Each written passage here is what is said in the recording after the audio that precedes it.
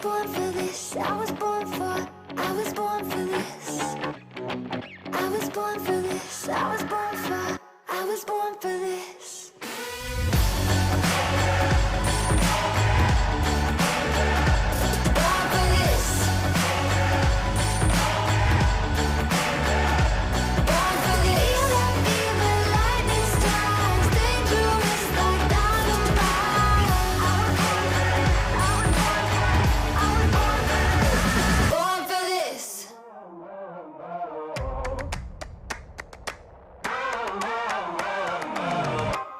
You could bury me underground, I would dig my own way out.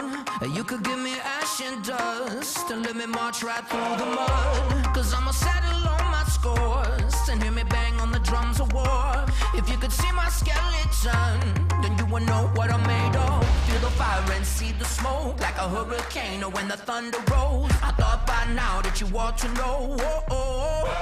I got a renegade soul.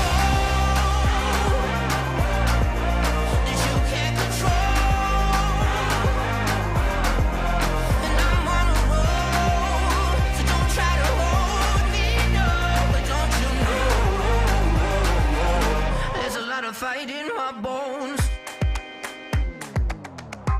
You could bury me out to sea, but I'll rise up from the deep. I'm never gonna lose my grip.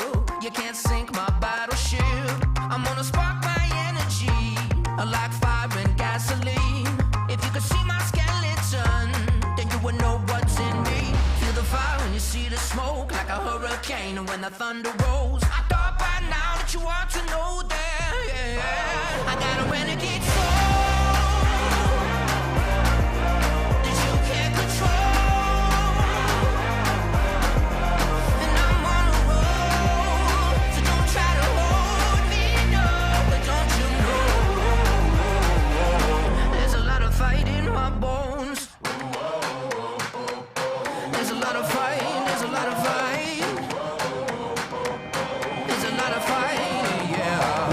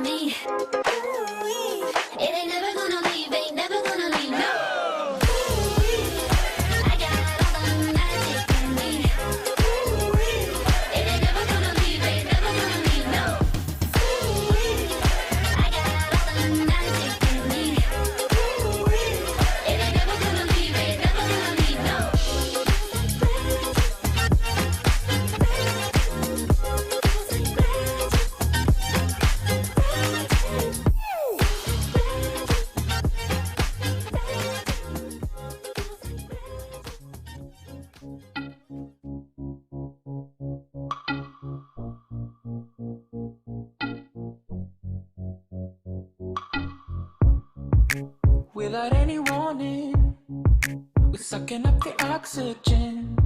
The room is getting smaller. We always have it coming, like animals who like to bite, tasting our disaster.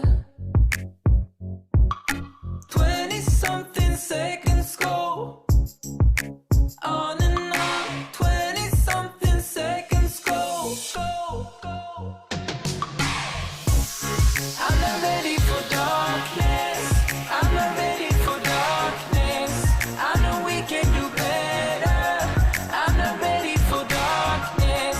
If we promise to hold on and to never let go, I'm not ready for darkness. I'm not ready for darkness. Hey, hey, hey. Hey, hey, hey. Hey, hey, hey. I'm ready to absorb you, feeding all your triggered lies. My ignorance defines you.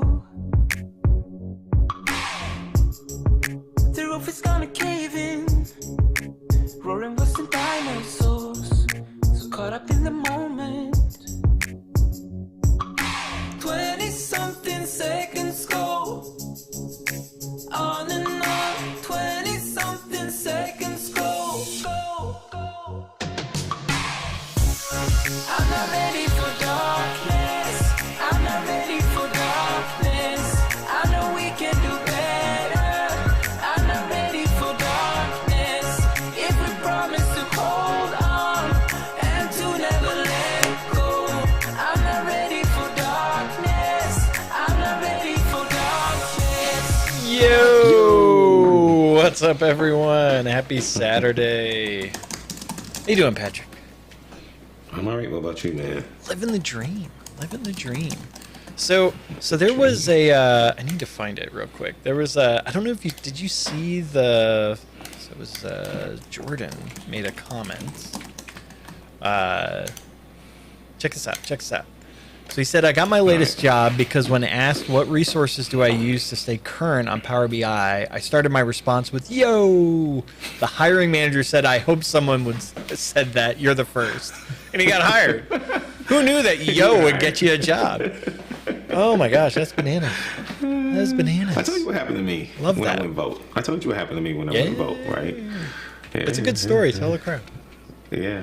So I was going to vote, and I was up next to go and talk to the people. And this guy was staring at me. And if you know me, I'm a little paranoid about those kind of things. Adam got it right away. So I said too. I was just like, oh my gosh. You're like, like, why is this guy staring at me? Then he just makes a beeline and he goes, I know you. I go, you don't know me. Especially not at a polling place, right? There's police everywhere. I'm like, you don't know me. He's like, you're guy in the cube. I was like, oh, relief. Thank you. Yes, I do. We do. And he waited outside to get a selfie. So that's the abbreviated version. But it's cool. And he went on to say how he works for the government. He built this thing and it completely changed, it revolutionized things. Like, I owe everything to guy in the cube. So yeah, no, it's cool. Bananas. It's cool. Yeah, it's bananas. All right, so welcome everyone. Another live stream in the books. If you are new to the live stream or Guy in the Cube in general, put hashtag new in the chat. We always love seeing the new faces. It's always bananas, like folks from around the world joining the live stream on a Saturday.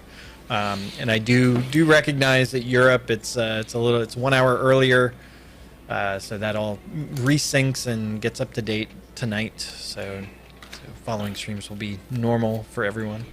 So shout out also to members of Guy in a Cube. You help us do what we do here on the channel, so thank you very much for that, your continued support, and we're just always amazed by everyone that does that. If you want to learn more about being a member, check out the link on the screen or hit the join button down below. No commitment required, just thanks for checking it out. And if you see folks with a green name or the Guy in a Cube logo next to their name, they are members of Guy in a Cube, so shout out to all of you. Also, members, hold your questions until the second half. Chatmaster C is standing by. The real Chatmaster C is standing by and we'll let you know when to post your questions. So she'll give you the green light. Yeah, the real one. All right. Rules for questions. Put Q: in front of your question to get them queued up. That is a requirement. One time is all you need. Chatmaster C is standing by to get those queued up for you. You do not need to spam your question. We get to as many questions as we can. We never get to all of them. So come back next time, and then we'll get them queued up. So if you do spam your question, we have a 3 strikes rule here on Guy in a Cube, and you will get put into timeout by either Chatmaster C or one of our lovely moderators, except Patrick. And they will, so don't do it. Don't do it. Don't spam the chat. Bernat asked, is there a fake Chatmaster C? And so Kennedy, my youngest, she stepped in for Crystal during the stream last time. So shout out to her. She did a great job, but she was not the real Chatmaster C. So she was the pseudo Chatmaster C, but she was Chatmaster K. So it's all good. It's all good. All right, so let's see who's new. Patrick, you're doing a lot of typing over there, buddy. Okay, I'll stop. So Ben is new to the live stream. Welcome, Ben. Fred is new.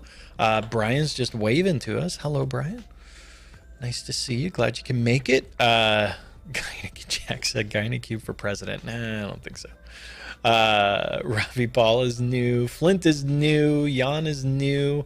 Thomas has no new jokes left. Well, that's all right. You got time to work on more. Let's see here. Juan is new. Juan, thank you for being a member. Much appreciated. And when will Patrick DBA become a member? He's always a member. He's a member. Like it's fine. That's why every time someone like gifts memberships, Patrick's like, "Oh, please let me not get one." So technically, Adam Saxon is not a member either. Like on my other profile, technically, Guy in a Cube is not a member either. So hey, what are you gonna do? Let's see here. Who else? Pop Eater. New Thanksgiving decorations in the yard. Thank you for not saying Christmas. Let's see. Anyone else? Did I miss anyone? Kachi is new. Welcome, welcome. I think I'm. Please the remix chat, Master C. Nice. Yeah, Matthew. I did mute Patrick when he's typing. He doesn't. I unmuted myself. I stopped typing. I know. All right. And then Ronnie is new. Hi from Belgium. Welcome, Ronnie. We were just in Belgium not too long ago. It was amazing.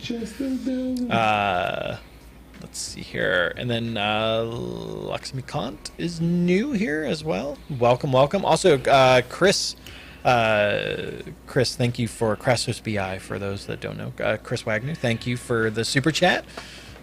Bringing in a super chat was awesome. And then also Remac coming in with a super chat question. So we will grab that in just a second. So with the questions also, just to understand, we will go to chat, member only chat on the second half. If you do have a burning question, because we don't get to everything, super chats always take priority. So Remix is taking advantage of that. So let's start off with Remix questions. Sorry, Matthias, he got in before you. Or Remix, I don't know if it's a he. I'm assuming it's a he. Let's see what Remix got. Okay, tabular editor question. All right. Do you and eventually how often see issues with data sets that are modified by unsupported modeling operations? So that's specific to Power BI Desktop. Well, I mean, but we don't see them. We don't hear about them that often. I've never heard of it. And to be honest, no. You shouldn't do it though, right? If you're going against the XML point, you got it's a risk. Full yeah, parity. It's a risk. But when you go against the desktop, it's a risk. And let's show them what they're talking about. Also, Adam. All right. Was that what you were typing? Well, you weren't typing because that was a brand new super chat. So no, you've already got something. I was actually writing DAX for another demo that I'm going to do as soon as we get off this call. Sorry. Okay. All right. All right. Let's go over to Patrick's machine. Look at that. All right. Here we are. So if you're connected to Power BI Desktop or even XMLA endpoint, if you go to Preferences, I'm going to zoom in on this. There's an option right here, allow unsupported Power BI features experimental. If you're connected to the desktop and you try to do things that are not supported, and I don't know which, all the things now that are not supported, they've grown and they've changed over the There's since this was documentation released. for it. Yeah. So uncheck that box so you won't make those mistakes. Uncheck that box. Once you check that box, all bets are off. You can just about do anything you want to do, whether you're connected to Power BI Desktop or the XML endpoint. So just be very careful. Yes. And what happens here is that there are certain things that Power BI Desktop may alter for you after the fact once you've made changes in Tabular Editor, because the Power BI Desktop application itself isn't necessarily aware that you made that change, and so it could override it. And that's why there's a risk. It may not override it, but it might. So use at your own caution, right? So so the documentation does call out. It either calls out what is or what is not supported. But I think things like hierarchies aren't supported. There was, I think what else wasn't? I don't know. There were certain like capabilities where if you did it, like it's not going to. So, so just be aware of it. It could get overwritten if you do it. Yep. That's what's going to happen. And you might do it, and then you're like, wait, what just happened? I just did this in Tabular Editor. Why is it gone? Well, that's because Power BI Desktop overrode it. Whereas if you do it through the XML endpoint, it's fine. So it'll be on there. Careful. So, cool. That's So Matthew said he had a follow-up. Matthew, is your follow-up question based on this question? Based on the super chat? Matthew. 'Cause it's a good question. Asking a question. It's a good question. It's a good question. Yes. Okay. So we'll do it right now. Does the recent save report as PBIX with live connection to dataset capability help work around this unsupported changes scenario? Edit the model. Don't open the model in Power BI Desktop. Ooh, nice. I would say yes. So here's the thing. So when you save the report as PBIX with the live connection, there is no model anymore in the Power BI Desktop file. So then you're going to be forced to do Tabular Editor against the dataset in the service through the XMLA endpoint. Gotcha. That's what that does. That's what that does. If you have premium or premium per user, right? Yes. If you have premium or premium per user, but if you don't, people still have their Just be careful. Just be careful with it. Thank you for if the it's link, not supported, don't do it. Yeah. Yes. If it's not it supported, assumes don't premium. Do it. Just don't do it. So. Yeah. All right. Cool. So thank you, Remik, for the super chat and the question. All right, members, just remember to hold your questions until the second half. We'll get to them. We'll get there. Hang on to them. All right, Matthias, coming back to you. And I know there was a lot of chat in the beginning. Matthias's questions always spark good conversation in the chat before the stream. All right, so what is best practice for having a year-month slicer which is automatically pre-selected to the current year-month? We've actually talked about this in some videos that we've done. Although I was telling Patrick, I was like, look, the videos themselves don't call out that specific thing. It was just something that was mentioned in the video. So, all right, go, Patrick. So Bernard just posted. Remember, we were talking about this, and he said SQL BI. So if you go read SQL BI's blog post on it, it's not a trivial thing. It's complicated. It's not.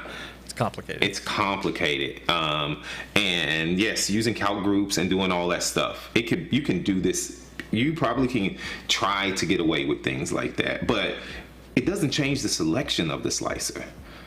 Right? And I think that's what everybody wants, is that slicer to be selected, that value to be selected. And so Bernard's got a video on. I'm gonna go watch the video, Bernard. But I want to show you. I'm gonna show you what we come up with. Let me show you. Yeah, Chris already kind of said it in the chat too. So.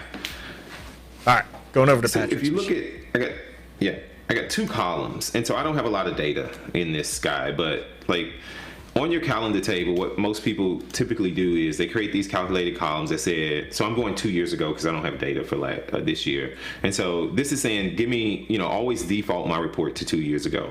This one is current month, current year, right? So if the current month, this format is equal to this, then make it a 1. If I go back over to my report, and if you look, right, if you look in this, filter this, if I select this, right, it's going to be 2 years ago, which is 2020. You see, if I choose that, only 2020. So if I go back over to my report and I add this as a filter, I add this as a filter, and I only choose one, right? It defaults everything. But if I drag a slicer on the page, if I add a slicer, jeez, here we go. And I bring year into that slicer and make it a list. It's only going to be 2020. If I swap these, right, 2020 won't be included. It's not changing the selection of the slicer. The filter's there. And if somebody wants to go modify this or change this, then you can go and, you know, do those types of things. So I'll do a quick video on this just so we can have it in the catalog, because Adam said I didn't do a specific video on this, so I'll do a quick video. So I like Chris's comment. He's like, look, you can do way better by identifying current month minus, make the offset number for every year month. Okay. So, but here's the thing though, is we're doing trickery with filtering and adding data columns to represent that. Two challenges you're going to have. One is if you don't have access to the data model and it's not there, like, well, now you got a problem. The other one is you can't actually alter the selection of a slicer. It's just not going to update. Like, if you're actually wanting it to be a selected item in a slicer, that's not going to change because it's going to retain whatever the item was that was there. Yeah, Pop Eater. You can't pre-select slicers or alter them after the fact. Do it. No, it's just not an option today. You just can't do it. So if that's an option that you really want to add like a default item and maybe make that as like I can control that through a measure, then go to ideas.powerbi.com and vote that up. So that would be great. I would love that to be an option. So wait. Yeah. So Donald's saying you can do that in Excel with VBA, but yeah, you're still writing code, right? It's like I don't want to write code. Bookmarks. I don't want to write There's lots of ways to do all these things. You all are right. But it's trickery. But it is trickery. It's trickery. It is trickery. Right? And it's potentially complicated. And so and it can VBA. So yeah, okay, VBA. I want VBA in Power BI Desktop. I'm gonna start that movement. Hashtag no VBA. Way. No way. Hashtag VBA. Yes. Yeah, Burnett. Yeah, you can do it. There are all different ways you can do that. However, again, like, what if you don't have access to the data model? You don't have an option. PowerFX is good. Gosh. Go home, Adam. You're drunk. If we were in Belgium, maybe. Hackery. It's hackery, yes. Some janky stuff. All right. Moving on. Thank you, Matthias. I don't know if that answered your question, Matthias, but yeah, there's not it takes some work to get that going.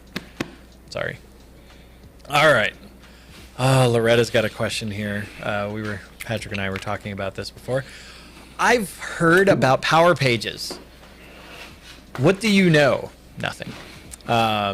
What training do you recommend? I don't have any training recommendations for Power Pages. Will there be a dashboard in a day type training available, and when? I don't know. So I'm not really plugged. We're not plugged in on the Power Pages front. I jokingly refer to it, and hopefully people understand I'm just joking. It's being, you know where I'm going. It's front page. It's the next version of front page. Oh, come on. I'm joking around about that. I don't actually. I know you can create web pages with it, and you can do. A lot of people are excited about it, which is great. I do have a shirt for Power Pages. I do too. I do too. We have a shirt. I've never used it. I've actually only seen a screenshot of it. I've never actually seen it in like someone doing an actual demo on it.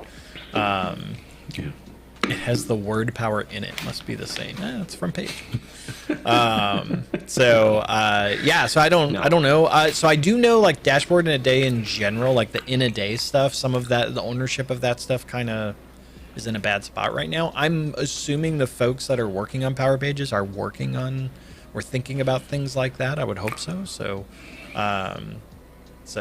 Scott is saying look for documentation on Power Portals. That's the previous name. Interesting. So wait a second. That's a brand new product. It already has a previous name? Wow. It'll be Viva Pages before you know it. There you go. Viva all the things. Yeah, Kevin says you've never used that shirt. That is true. I have not. It's in my closet. Look what though. Leslie said. Look what Leslie said. Look what Leslie said. I don't know. I heard Power BI is not really part of Power Platform. It is. It is part of the Power Platform. It is. If you go to the marketing page, it says Power BI as part of Power Platform. It's part of it. All the powers play well together. Even PowerPoint, even though it doesn't have a space in it, it's fine. So, all right. So yeah, Power is. Oh, so all right. Miss Belinda is coming in with a real comment. Power Pages is something you would use for external users to access apps and whatever you want to use with them. And so by apps, I'm assuming you're referring to Power Apps. So I don't know if it's has like Power BI capabilities for embedding as well. I'm assuming you can, like if you can do like any type of iframe or anything like that, it would let you do it. So yeah, cool. Whoa, wait. Dan says he has I have a Power Portal tattoo. That was a poor choice. Okay. All right. Moving on. No more Power Pages. All right. So Loretta, yeah, that's hopefully Sorry. chat's got some good direction for you. We unfortunately do not. All right, Jordan. This is the one that got the job for saying yo in the interview. So when adding a column by invoking a custom function, so we're talking Power Query, is it possible to retrieve the name of the column passed to the function? Didn't you do a video on this? I did. I don't know where it is. Alex Powers helped me with that video. It's somewhere in the... Oh, there you go. Alex and Patrick, somebody. Alex and Patrick I don't Powers. know, but...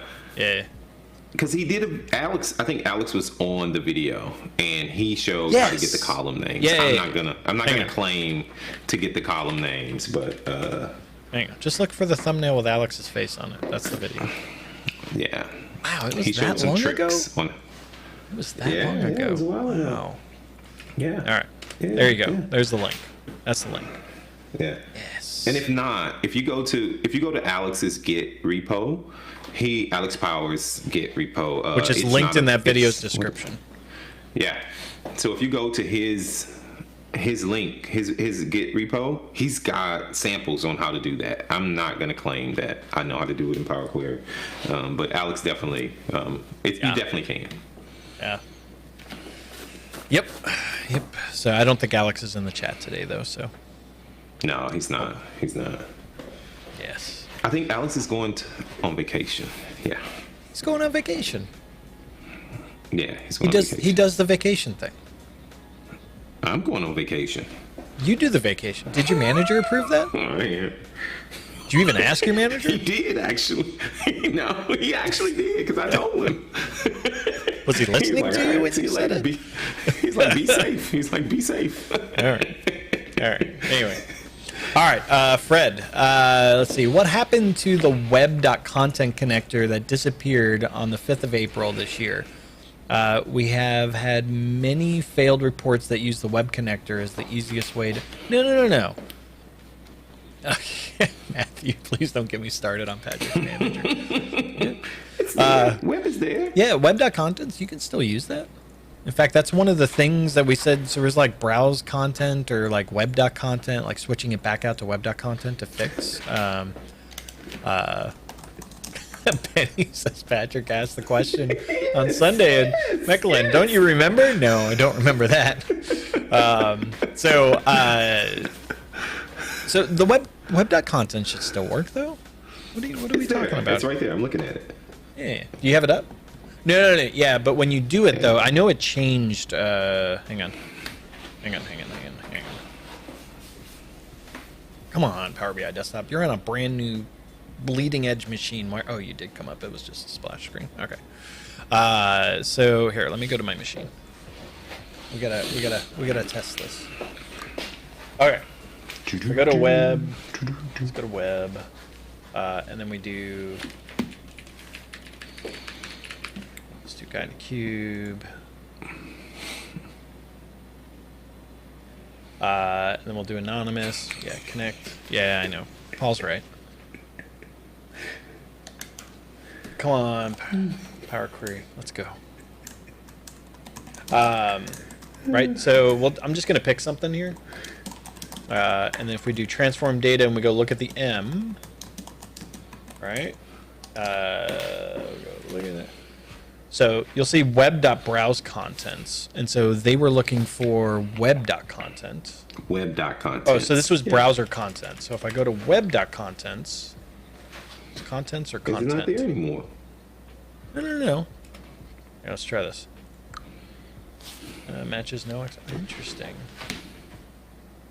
So I know there was something that I remember this came up even last week where Alex was saying the browser content was causing some problems like with refresh. Oh, there it is. It's web.contents. It's there. Look. Web.contents. And so they defaulted it to browser contents, but you can change it back to contents. So it's still there. It's still there. So, and then if I do done, bam, still works. There you go. There you go. All right. So it's still there. It's just not defaulted, right? So, yeah. It's not defaulted. All right. Look at that, Patrick. I did a live demo. I see. And you use M. I used M. It's magic. All right. Lawrence. What's the best way to deal with overtime changing dimensions where you want to use the dimension as a filter in combination with the dates?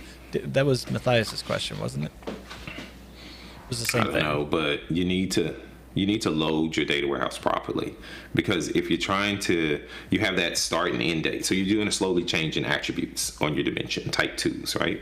And you'll have those two columns, start date and end date. You don't want to use those two columns as filters. You want to use your date as a filter. And when you load, type 2, Kevin. And when you load your data warehouse up, I go, hey, I have a transaction that happened. Let me see between this date and this date, does that transaction fall between those two dates? And it'll grab the appropriate surrogate key and write that to the data warehouse in the fact table. And so when you slice on that date, it'll pick up the actual transaction that was associated, and which will correspond to the appropriate row in your dimension table. Got a video that talks about it out there somewhere. I don't know where it is, but you got to do that in the data warehouse. Yes.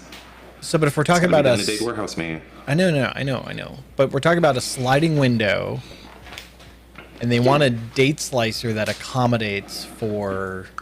They want to filter that combination. Which, I know. But that goes back to what we talked about with Matthias's question, though, right?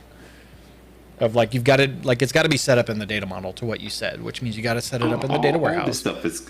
But then you get into if you want slicer accommodations for that, then you get into filtering and special things that you got to do. Yeah. It's not going to do it by default. Yeah. So. Yeah, you got to do all this stuff. Don't do this stuff in Power Query. Do not try to do this stuff in Power Query. Yeah. Yep. Cool. Okay. Oh, Chris. Power BI only had a good surrogate key feature. No, you missed the other comment he made. He's what did he say? Patrick's manager's got a job on his hands. Oh, no. I saw that. Yeah, he's got his work cut out for him. That's true. Arturo, I want to create aging inventory days dividing in amounts of month up to 150 days. Maybe having 1 year category, but only have closing inventory and sales. That's a lot of requirements. Don't have inbound. So two common things. First off, get your data model right. Get your tables structured in the right way. And then it's going to be DAX after that, right? So break this down by each requirement and figure out what it is you need to do. So the first part, create aging inventory days. So first off, you'd have to create that, right? So that'd be your first thing. Create inventory aging days. So what is that value, right? And then dividing in amount of months up to 150 days. Amount of months up to 150. So is it out after 150 days? Do I not include that inventory if it's 150 days? Is it out? Is it aged out? So basically you're filtering at that point from a DAX perspective by that, whatever that is. Maybe having 1 year category, but only have closing inventory and sales. This is a tough one. Yeah, we would need to really wrap my head around this. Like we'd need like an example data set where you've got that, and then we could kind of go work on that. But my biggest thing is work on breaking this down by piece. Don't try and do like I need to do the whole thing. How do I do that in one? Break it down, and then figure out each step along the way, and then kind of put it together. Yeah, Chris, it's kind of hard to answer. How do I do that on a live stream? Yeah, I'm going to give you the general approach, though, of break it down and try and solve each piece of that individually and then build on it. That's the best way to go. That's exactly what we would do if you gave that to us. Yeah, that's a tough one. All right. Let's do one more before we're bouncing up against the clock. Maybe we'll get two. Who knows? As a follow-up to the slicer question, is it possible to create a Power App that has a drop-down to filter the Power BI? I have no idea. Maybe. Is it? Wait. Yeah, you could pass. Because you can do code, data, but yeah, you could pass. You could in that Power App when you create that Power App, because if you when you do it, because you have that refresh, it gives you an integrated. Yeah, you can do the refresh of the Power BI page. Do it. Alex is here. Hey, Alex. Alex, there was a question about the web browser contents versus web contents. You would have been proud of me. I showed it in Power Query. So you could do that. You could do that. You just gotta write some code. Yeah. So and you did a video on Power Apps integration where you actually showed some of the code when you're embedding a Power App, how it'll refresh the page. So we could do it. So Ron's got a question here. Can you recommend a good DAX? Can you recommend a good DAX with Power BI walkthrough project? I would say I think Marco they have a free intro to DAX on there. Well, but he wants a project that he can play on to learn the things. So I would say so first off, look at Dashboard Today. Because that's got some things initially by default. So Juan is saying Kerbal's 25 days of DAX. Yeah. Heidi's saying DAX in a day. I didn't know about DAX in a day. What's DAX? I did not know about. So Chris, the problem with DAX patterns is that's not a project, right? Those are examples. So yes, and Matthias, yes, SQL BI has its own database, absolutely. But what's the project? Like, what are they going to work on? What are the goals? So you got to figure that out. Yes, there's a lot of people that have a lot of great DAX resources out there, but you want a project. And Alex is doing that as all the DAX downloads. Awesome. So I would go with that. Yep. So DAX in a day train, like that's awesome. I love that. I'm gonna go look at that. Maybe I'll deliver that at the Atlanta office here. Yeah. Yeah, Juan, there's lots of courses out there. We have courses also. But in terms of a project, like if they want an actual project to iterate on themselves and work through that, like that's where sometimes just pick something you're interested in too. Like if you can get data for it. So, if you happen to be like a big World of Warcraft player, go grab your World of Warcraft data and then start building that out to figure out what you want to build. It's always a great way to do it. There's always nonprofits too. Nonprofit companies are always looking for people to help them build stuff and do things. Yeah. Adam wanted to give a whole bunch of stuff to a nonprofit, I remember. So, all right. Paul saying, Adam, Dashboard in a Day is not a great place to learn DAX. No, I agree. But it's a project you can... No, hang on. The reason I asked that, or I mentioned that, is because it's a project that helps you build something, right?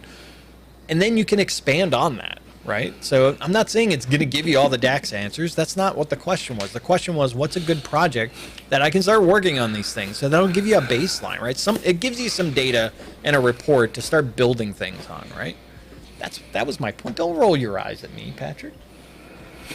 Oh, boy. Anyway, lots of great answers in the chat. Thank you. DAX in a day sounds great. So, our next DAX day after session, yes. The year after Dashboard in a Day. All right. So Chatmaster C has given the green light. Members, you are free to start submitting your questions. Get them queued up. Right now I don't see any in the queue, so I knew there were some before. So get those in really quick. We will get those going. So we are going into member-only chat, which means that only members and moderators will be able to participate in the chat, but not... Leslie, thank you for doing the 5-month thing. Can you also just post the question?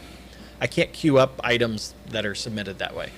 So Leslie, please resubmit the question for me. But thank you for being a member for 5 months. It's very much appreciated. So members and moderators will be able to participate in the chat. Everyone else, you can still watch the stream and learn all the great knowledge, but only members and moderators will be able to do the item. So apologies, there were still more questions in the queue we didn't get to. If you do have a burning question and you're not a member, Super Chats always take priority. So feel free to do that. If you do the Super Chat, be sure to put the question in the text before you submit it. So, all right. All right, Leslie, please. No, yeah, you didn't have to retract it, but you could have just resubmitted it. All good, all good. Man, it disappeared. That was a good question. I know. Now I don't have the question at all. So Leslie, please resubmit it. There we go. She put it back. All right, she put it in. She put it all right. And Leslie, we'll start with yours because I saw that one first out of my eyes. So we'll just start with that one. All right, so let's get over to member-only chat. And if you do want to learn more about being a member, remember, check out the join button down below, or I'm going to do the join command in the chat, and that should spawn a thing there that I'm going to pin. And there we go. You can check out that link in the chat, or you can hit the join button down below to learn more. All right, Leslie, let's go with your question first. Let's do this. All right, troubleshooting RLS with a factless fact table. Cross-filter measures break in the service for viewers, not in desktop when view as. Ideas. Cross-filter. But I don't understand the cross-filter measure. So why, if you have a factless fact, there's just surrogate keys on that fact that relate to your dimensions. Where's the row level security defined, and then why are you using the cross filter? Are you trying to override the way the join is happening? There's lots of questions here. Just not sure. And so I need more details, Leslie.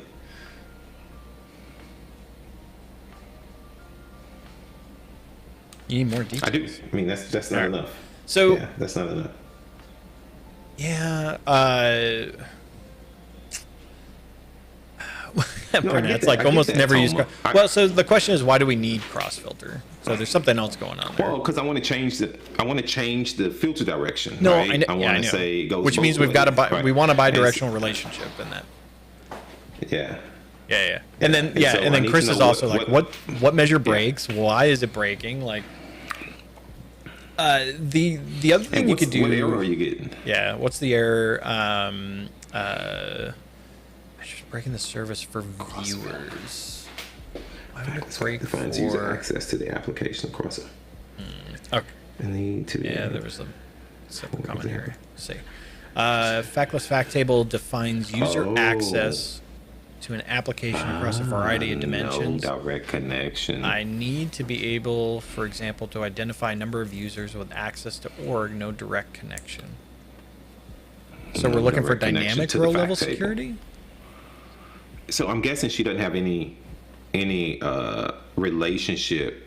If you don't have a relationship, then cross filter is not going to work because it depends on the relationship. It just changes the direction of the relationship. Yeah.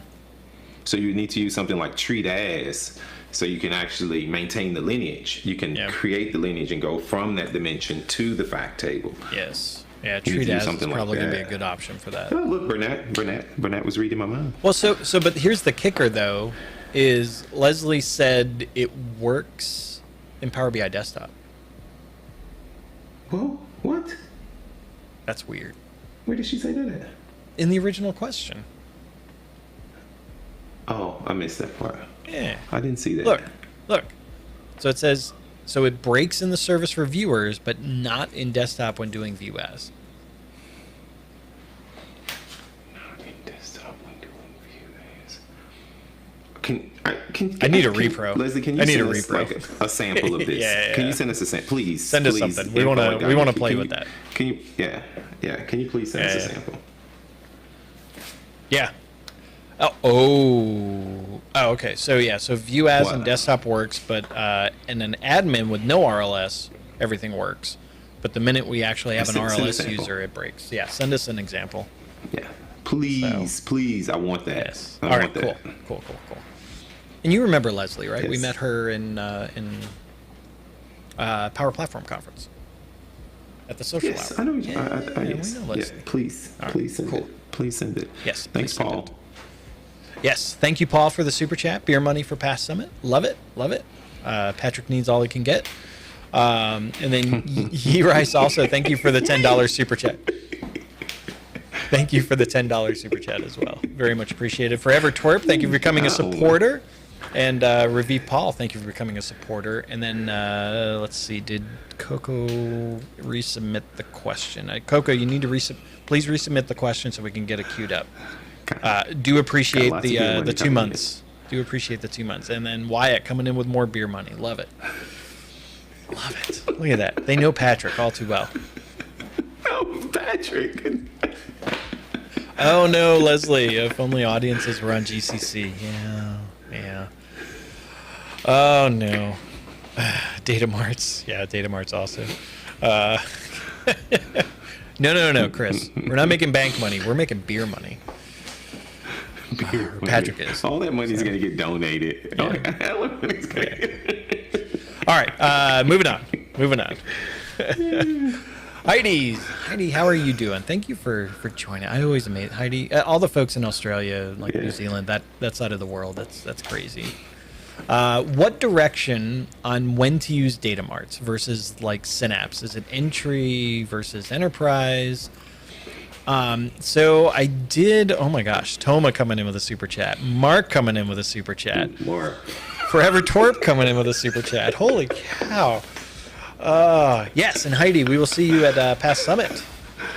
Love it. It's going to be amazing. 10 days. 10 days. 10 days. No, oh yeah, we don't have any It Depends money yet. That's interesting. No. All right, so, well, wait, this isn't It Depends. This is absolutely an It Depends. Yeah.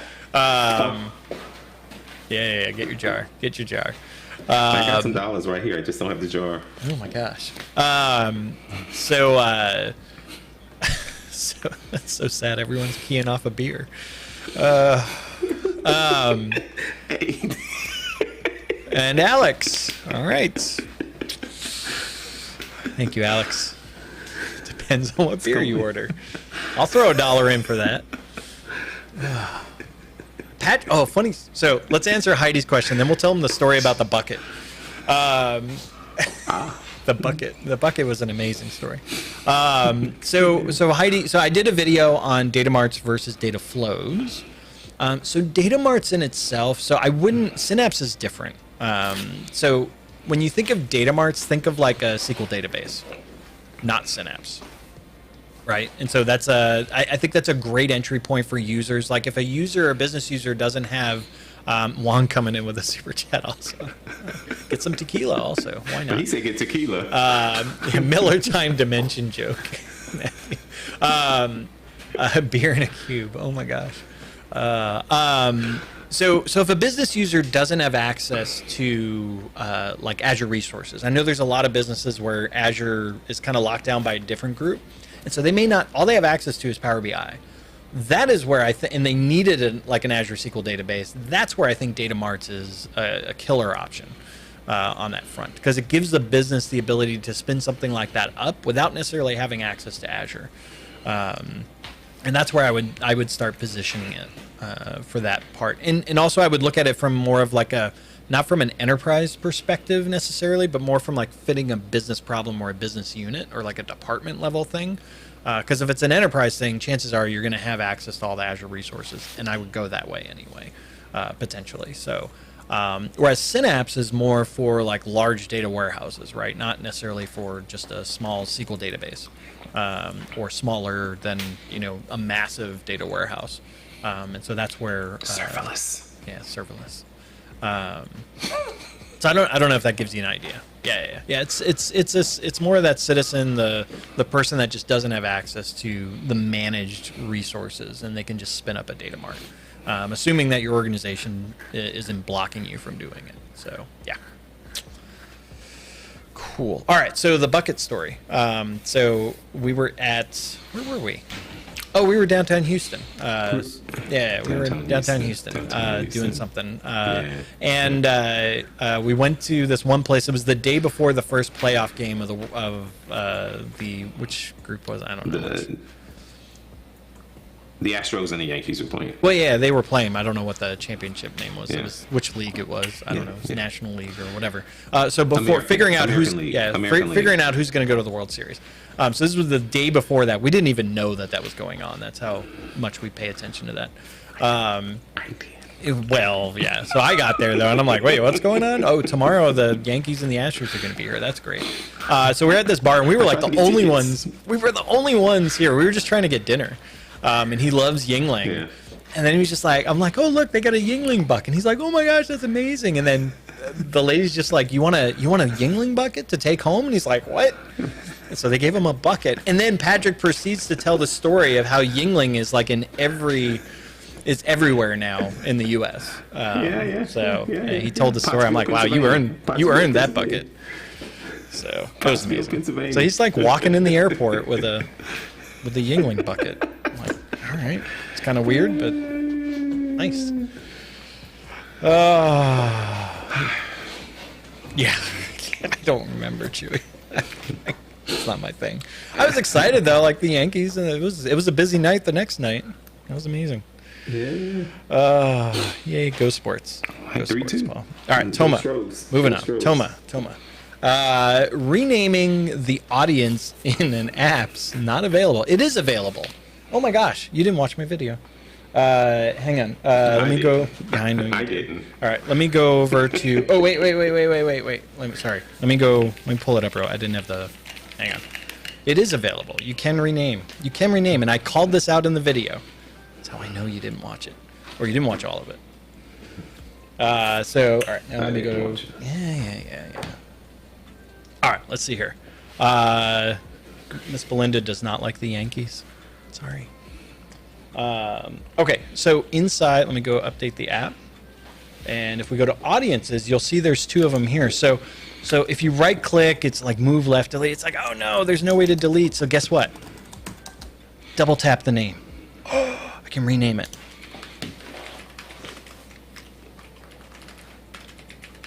Bam! I just renamed the audience. There you go, Toma. You can rename audiences. It's amazing. I did show that in the video. Yeah, Toma. I know. I gave feedback on it. I was like, maybe in the right click also have a rename as well. I don't know if that's difficult but yeah, double tap it. It will. You'll be able to rename it. It's there. Yeah, I know, Matthew. I did provide feedback.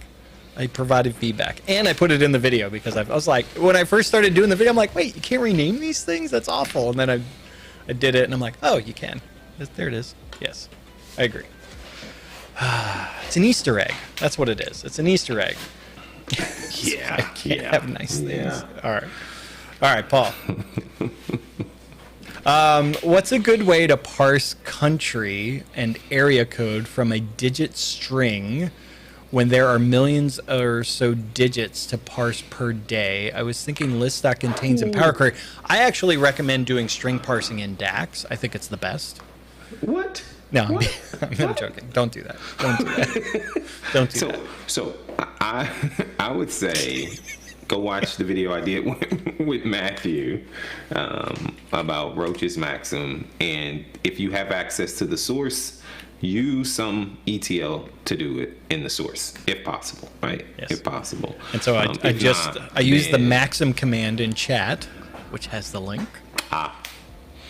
Look at me. So yes, absolutely. So if you can do that in your ETL, do it in the ETL, like on the data source. Like do it there. And then I can't believe I'm about to say this because I just saw Alex say this.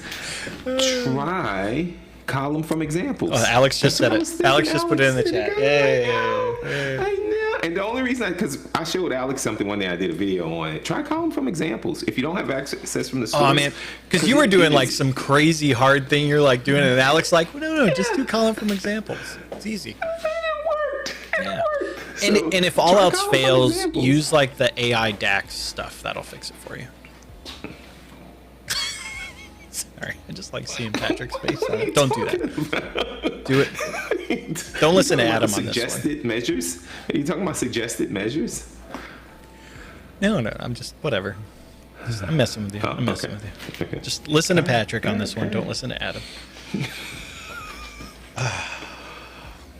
I was completely joking. Do it in the source. Yeah. All right, Lauren. Lauren's got a question here. Can you update the source of a Power BI desktop file in a workspace? Can you update the source of a PBIX in the workspace from being a published report to being a report uploaded? What? Wait a second.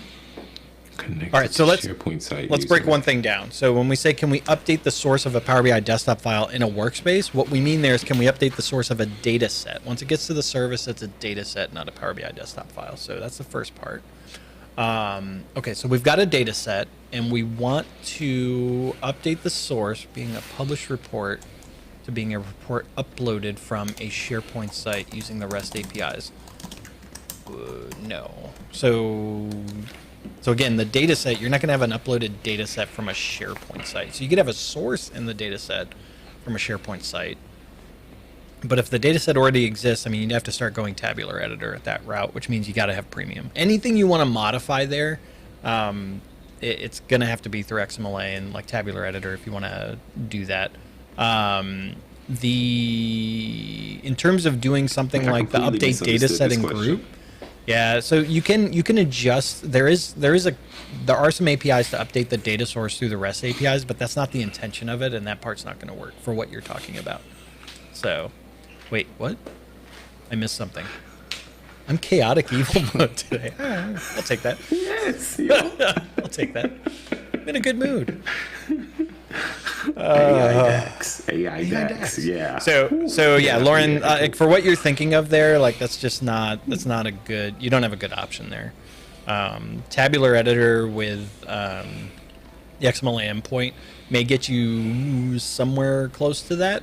But that's really going to be the only option there to do that. So. Publish report. So. I don't get it. Yeah, Chris, this is we get some interesting scenarios here. So think of that. Let me rephrase this. All right, let me rephrase this. So imagine that I have Power BI desktop and I go get data from an Excel file on my desktop. Right? So now I publish this to the service. I want to update that now to say instead of doing whatever, now I want it to go repoint it to the SharePoint site. I'm changing the location of where that Excel file is. They want to get the data from a different place? A different source, though. It's a completely different source. Yeah, all right. Yeah, like that's how you're going to have to do that. That makes sense to you now? If I create a new data set, publish it out. Then you could to repoint the Power BI, report. and then run it. Yeah. Yeah, because then you could do the rebind on the report to point to the other data set. The thing with that is you've got to make sure the schema is identical. So you could do that. That's another option. So if you don't have premium, that's a great option actually. So recreate the report, but not the report itself, but you really just care about the data set part, right? So you'll have a blank page in there. Yeah. Create the data pointing to the SharePoint site and then republish that and then use the rebind APIs to repoint the main report to the new data set. Yes, I got a video on using the rebind. It's an old video, but I have a video out there, Lauren, that Kevin shows you says how to do that with the power REST query API. parameters for the win. Maybe if you thought ahead on that. The problem here is the question. Yeah, it's a different source. So you're not. Yeah. So it's a different source. Yeah, so rebind. If I was going from SQL, if I was going from one SQL server to another SQL server, then but parameters. I'm going from on-prem to the cloud. That also assumes that you thought ahead on that fact. So in the way way Lauren premised the question is, I already did it, and now I got to change it. Yeah. And so it wasn't there in the beginning. So then you got to go back and do all sorts of rebind. I got a video Rebind. that shows you how to do this a long time ago. So you don't have to It's an old recreate the video. report. You just got to recreate the data set. Just make sure the schema is identical. Otherwise, your report's not going to like you. Yeah. All right. Yeah. Rebind APIs. Rebind APIs. All right. Burnett. I hope I I have a feeling I'm saying that name wrong. I don't think the T is a hard T. I think we're both saying it wrong, but... All right. Just blame it on the Americans. All right. Can you share a report to a security group of another tenant? If it's mail enabled. Oh, yeah. Then you can make it a guest. Can you make a group a guest in your tenant? I don't know. I haven't tried that. And I don't have another tenant set up that... I'd have to try it. I don't know if that would work. No, you can't. Because B2B doesn't support security group being a guest. Yeah, you're right. It's only individual users. Paul's saying B2C. Does that let you do a security group, though, instead of a user? I thought all of that was user-based, not group-based. I don't know. That's interesting. I haven't. I want to try that. I'm gonna go try that. I'm gonna try that. Hey, if it works, I'll do a video. So if you never see a video, that means it didn't work. So, because I don't do videos on stuff that doesn't work. Except Patrick and I were talking about something of where it doesn't work, and then we were like, let me show you why. All right, Thomas. Yeah, there you go. Can Patrick run a demo of Offset? No. I wish I'd have saw that because I could have done one. I just saw it come through. You did do a video. That's a video. You were going to do video. I was going to do a video on Offset. Okay. Hey. All right. I'll do a video on Offset. Yeah, Dan. Yeah, that's the thing is it's about individuals as the guests in AD. So yeah, I don't think the group's going to work. Okay. Educate your boss. That needs to be Patrick's shirt. I got to. Offset. All right. It's a good one. I wish I'd have saw that one earlier. Yeah, Ravi Paul. How do you handle data sources coming from direct APIs, and any suggestion to learn about this? So, like, if you have a REST API and you want to use that as a data source, you're going to use the web connector. The challenge with these, and there's blogs out there on, like, it gets to start being really wonky. The challenge with it is if there's authentication of any kind associated with that API. So whether it's like real authenticated, like username and password, or typically like there's some secret that you have to provide to connect to the API. And so if you start doing that, like there's no good way to handle that. Most things what I see is people like they hard code like the secret inside a Power Query for the connector, and they inject it in the header, and that's just bad from a security standpoint. So, yeah. So Toma, that's a great point. Like, don't do it in Power BI. Like, if you can ETL it through something and get it into like a SQL database, and then you're just connecting to the SQL database. For me, that's a better way to do it, and it ends up being a lot more secure if there is security affixed to the APIs in question. So, yeah, stage it in a database if you can. So, yeah, David, the bearer token is easy with web contents. What happens when you need to update the bearer token, though? It's going to expire. So, how do you handle that? So, like, you can make an additional call that gets a new bearer token, and it's not simple, right? It's complicated. And then, so if you can even use a bearer token, if it's a secret, then you're hard coding the secret, and that's not a good idea. So, yeah. Yeah, what Matthew said, Azure Data Factory is your friend in that case. So definitely look at those types of things. All right. Moving on forward. All right, Sandeep, 1 of 3. Ooh, that was a long one. All right. I have just one table in the model. I have slicer on market description field. Why do we have a text string on a single table? That's not a best practice. Because I got one table.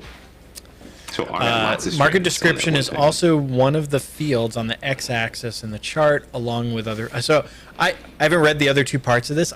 Let's make an assumption here. I'm gonna fathom a guess at what the answer will be, and then we'll read the rest of it and compare if we're right. So my guess is the fact that you have a single table, it's causing complicated DAX, which is where your problem is stemming from, and modeling the data in a star schema will simplify all of it and get it working. That's what I think the answer is going to be. All right, so let's continue. All right. On click of any value in the column chart, I'm showing selected value in the title of the column chart. Cool. Works fine. But the issue is when a user selects market description from a slicer, then also title on the chart changes. How do I restrict the slicer? Value. Yeah, you're filtering the table. In the title, you're filtering the table, so it's changing the selected value. Yes. All right. So how do I restrict the slicer from changing the title in the column chart? Changing the title in the column chart. Well, because the title in the chart is referencing the same field that the slicer is issuing. And so they're both going to be affected. Because you're filtering the chart, which is going to filter the title. Right? And then you want the slicer to filter the report. But I don't understand. If I have 1, 2, 3, 4, 5, right? Yeah. Whatever, and I select 1, it's going to filter the report just down to 1. Why wouldn't I want the title to change? Right. Like the whole point of you putting it in the title was so that it reflected what that value was, what the selective value of that item was. Yeah, cross is going where I'm going. So if you don't want that element to be affected by the slicer, go to edit interactions and tell. But then the whole chart isn't affected by the slicer. Yes. I mean, you're filtering So first off, I'm also going to admit my assumption of what the answer would be is actually not what the answer is. So good job on that. Although I still think you should not have strings in one table. But even if you did a star schema and your dimension table was separated, you still end up in the same situation, right? Because your measure is still going after that category field, and then your slicer is working on the same field. It's the same problem, right? So you've got to make a choice there of what you actually want. You've got to make a choice on what you want that chart to do. And then it's a business decision at that point, or an author decision on what you want to do. Because if that title and the slicer are both referencing the same field and you filter that field, they're both going to be affected. So that's the outcome of that. I don't know if that helps you, but I don't know how to stop it. This is interesting. Why would I want to? Well, you could. You could, because in the title you could ignore the filter. But then what are you doing in the title? Like, I don't understand what you're doing in the title at that point. So I don't know. Yeah. So I need more info about what the goal of the title value is. Because if it's not to see what the selection is in the slicer, then what is it? I don't know. All right. Moving on. Yee Rice. Yee did a super chat too. Should have put the question in the super chat. I've been reading this one. All right. I've been reading this. Using selected value in create DAX table does not work. Correct. Is there a way to pass a parameter? No. So here's the problem. I think am I still live? Patrick froze. What happened? Chat, are you still there? Give me something in the chat. Okay. Whew. Oh, I'm all good. Whew. That freaked me out. Patrick froze. I don't know what happened. My internet just bleeped. Okay, it was you, but everything just kind of went silent. I'm like, wait, what's going on? So I didn't know if they could. Okay. All right. Cool. Wasn't this guy. Yeah. Wasn't this guy. All right. So the challenge here, when you're making a calculated table, that happens at processing time, not at runtime. Oh my God, Patrick. So the problem, Patrick, is that even though you stood still there, I still hear your fan in the background. When you froze, like the fan went away, and that's how I knew something happened. Because I wasn't even looking at you. So the challenge is that this is happening at processing when you refresh the data set. It's not happening as you're interacting. And so you don't have that context at that point. There is no selective value because there's no filter context at that point. And so you've got to rethink what your goal is for that calculated table and figure out how you want to handle that. Because at the time of refresh, what's it actually going to go do? Like, I don't know what you're trying to accomplish there. So maybe Power Query is a better option. So I don't know if that helps. So let us know. All right. Oh, we are at time. Whew, look at that. There were actually several questions still in the queue. So apologies for not getting all of them. Come back next time, and we will try it again. Yeah, Past Summit. We will be at Past Summit next week. What is the? All right, so I'm going to figure out next Saturday. Patrick won't be available, so Matthew, I may be pinging you. I don't know if you want to maybe join the stream next Saturday. That is an option, and/or maybe Marco as well. How does Leslie? And then How does Leslie send us that file? Go ahead. I'll contact you, Leslie. I'll give you some info. I think I know. I'll ping you on LinkedIn or something. The 19th we will not have a live stream because we will be traveling back from Past Summit. So, all right. So, but the 12th I will work on getting someone to stand in for Patrick as best they can. So, all right, everyone. Thank you for. What? Where will you be having beers at Past Summit, Adam? Depends what's open. So Kevin, that's another $1 in the It Depends. It depends. Depends what's open. I knew you were gonna say that. Like, I don't know what's open. So every confirmation we've had is like, I don't know if Tap House is there. Like, I don't think Yard House is. Like, some of them closed down. There were questions about some of them reopening. I don't have confirmation on that, so I don't know. Maybe the bar at the Sheridan. I don't know. $2, Kevin. $2. There you go. We're staying at the Sheridan, so yeah. I knew you were gonna say that. At some point, we'll be at the bar in the Sheridan. All right, everyone. Thank you so much for watching, and we'll see you next time.